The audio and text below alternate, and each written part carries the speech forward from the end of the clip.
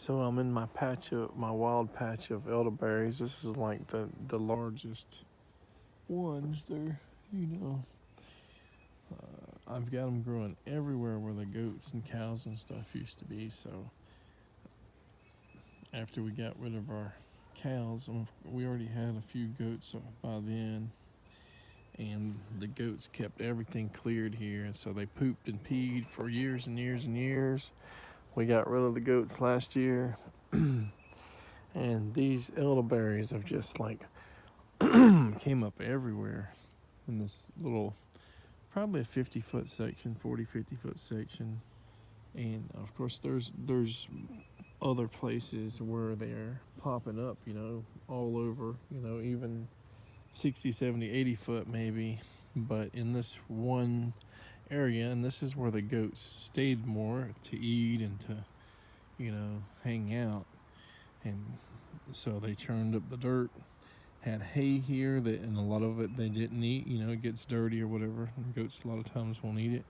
So that decomposes, and you got absorbing, the hay is a carbon, so then it absorbs the pee, and then the poop is kind of a carbon, so it absorbs the pee and absorbs nutrients. So like all this area here, about 70, 80 foot section, maybe like 20 or 30 foot, is like just basically composted hay with pee and poop in it. And so everything is like growing like mad as far as the elderberries and stuff here. And we are getting the starts of like bloom head buds. See right there? We can focus in there. So that's going to be a bloom head. It'll be interesting to see the color of the stem as the bloom head gets bigger there, if it's going to be red or really dark purple, or if it's going to stay green.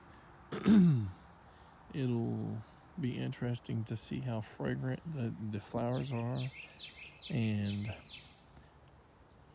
how big the head gets. Is it going to be like 6, 7 inches, or is it going to be 14, 15 inches round?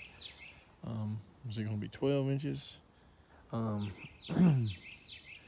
then see how big the berries are. So we don't know exactly what cultivar this is. Before the goats came. Why are we out of focus? Before the goats came, there was no elderberries in this area. I planted, 200-300 feet away, I planted, several varieties, cultivars of elderberry. And then I brought in 1 or 2 seedlings, Florida seedlings. And then the Florida seedlings bred with like the Johns or Adams, Adams. And so the seeds from them were not hybrids, but crosses between the wild ones here and the named cultivars. Sorry, I still got a little bit of a cold, or I should say the starting of another cold. This is cold number 5 in 3 months. So I said, well, let's just let them grow. And they're probably 9 foot, 10 foot, not sure. And they may get to like 14 or 15 or 18 foot, just because of the fertile soil by the end of the year. They may get really a lot bigger than this. So I said, let them grow. Let's see the quality of the fruit and see what happens. Because basically the birds will eat the seeds and poop them out, and they've probably done that a lot here. And then they also spread like crazy through root suckers. So I can't tell you if all these 100+ plants are the same tree that are spread just everywhere through root suckers, or if there are a few different varieties that are seedlings, genetically different seedlings.